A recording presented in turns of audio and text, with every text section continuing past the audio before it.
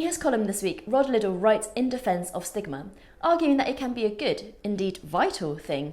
Durham University Student Union recently announced that it was starting safety courses for student sex workers to break down the stigma surrounding the profession.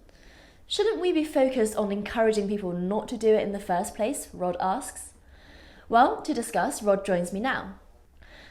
Now, Rod, when I was in university, I didn't find the career service or the student union all that inspiring or helpful, but you write in your column this week about this extraordinary service being provided by Durham's student union. Tell us about it.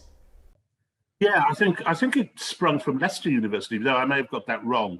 But it's doing the rounds of some of the universities, and basically it's offering students a couple of courses on how to safely involve themselves in prostitution. You know, it's just one of those stories from the front line of the culture war, which sort of explodes like a howitzer, and you see it and you can't resist it.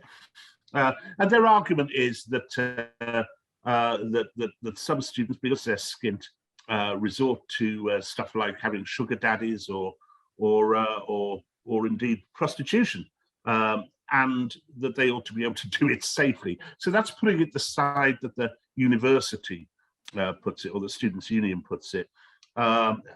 They also say, as they always will say, that their aim is to destigmatize sex workers.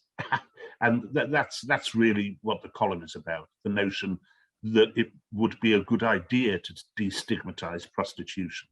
Well, Rod, I think we do have to say sex work now is the sanitized way of saying that.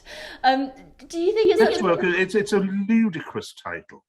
Whoring is a better title, but of course you can't get away with that anymore. But you see, the way in which the grammar is policed moves you to a position where you are beginning to destigmatize something which really shouldn't be destigmatized, because it's dangerous, it's immoral, it's filthy, it's dangerous again, and it's exploitative and sexist. You know, I don't know how much more bad it could be. You know, you need to destigmatize that. No, you need a stigma for it.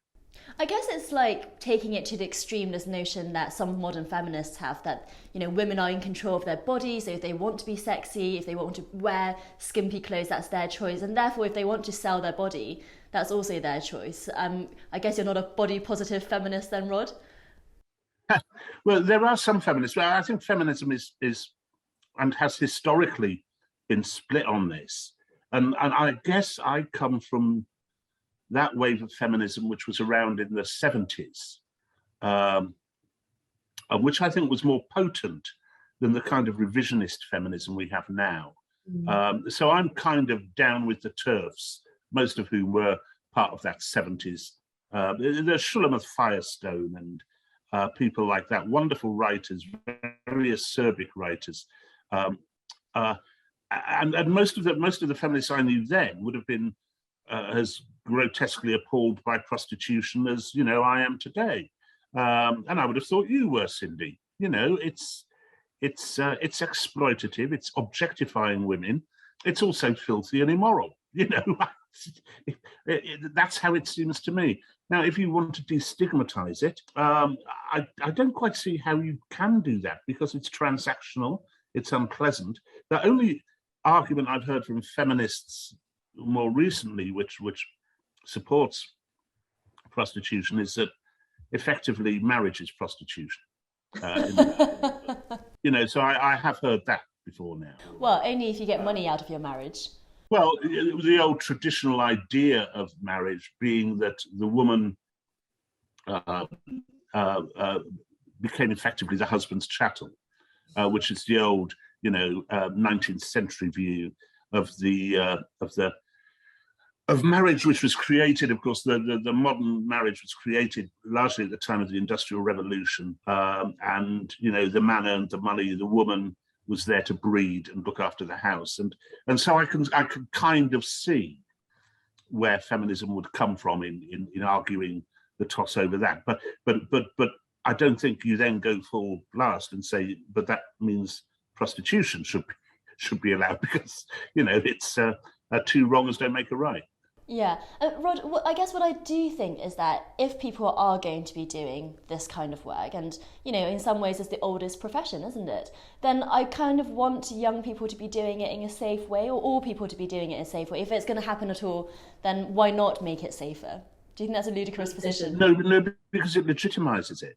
Because saying this is how to do it, it legitimizes an appalling thing. I mean, students also shoplift.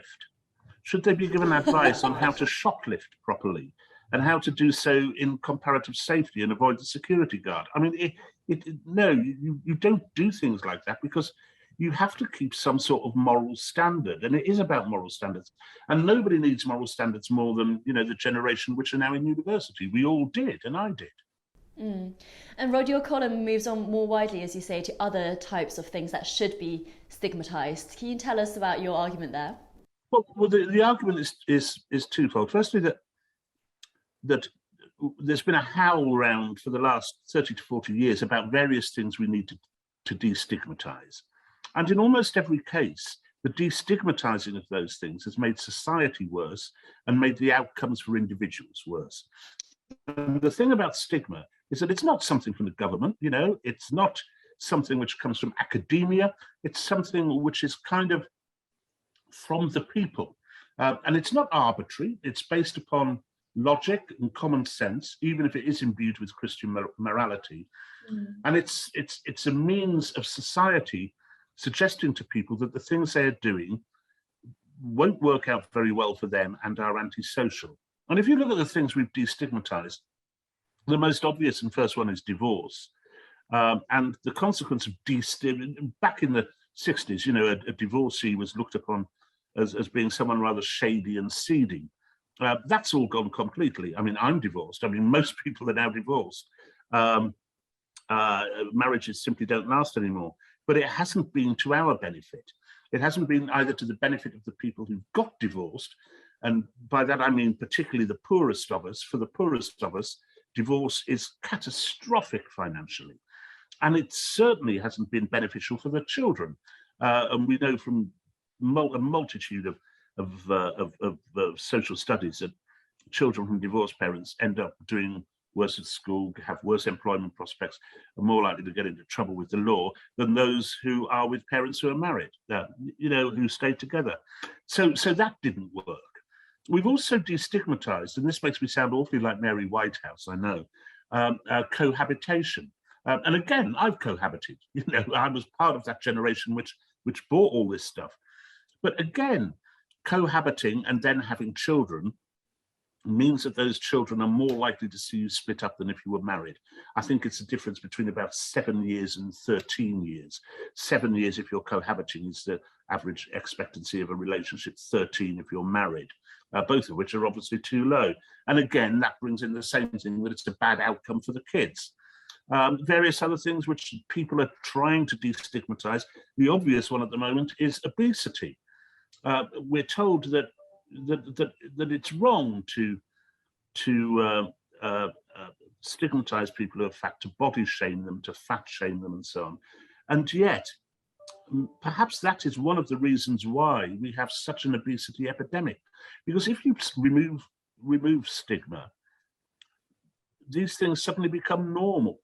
And someone who is overweight might well think that their body weight is a normal weight because so many other people have it, and it's nothing to be ashamed of. But it's something to be ashamed of because it will kill them and because it's bad for society. Well, but Rod, where does that leave you then? Because of the things that you've mentioned, you say you're a divorcee, you've cohabited as well. So what are you? You're knowingly being stigmatized and okay with that, or you think that you should be more stigmatized, or how do you reconcile that? Well, I first started looking at the effect of divorce and single parenthood. Single parenthood is absolutely catastrophic for children. I mean, in so many ways, and I haven't seen a single study which disputes this. It's absolutely catastrophic for children.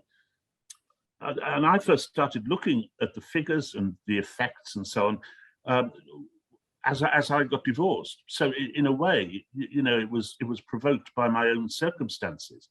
And I thought, God, that this isn't the right thing to do. This really wasn't the right thing to do. Either one shouldn't have got married in the first place and had children, or one shouldn't have got divorced. That the outcomes for other people are very, very bad. Similarly, I have to tell you that, you know, I'm a bit overweight now, but nothing like I was in 2014 when my children were, what were they, 14 and 16. And I had an argument with my younger son, who ended up telling me to shut up, you fat lardy twat. It was exactly were the words he said. And I thought, God, is that how he sees me? And over the course of the next year, I lost 4 stone by doing 10 miles a day walking. Stigma works, you know, Right. Being called fatty, it works. Well, But actually, it also removes, the other crucial thing with obesity is that in a sense, if you destigmatize it, you remove from the individual their own personal responsibility for how they are. And obesity isn't something which is visited upon someone by an outside agency. It's not the consequence of poverty. That's a ludicrous assertion.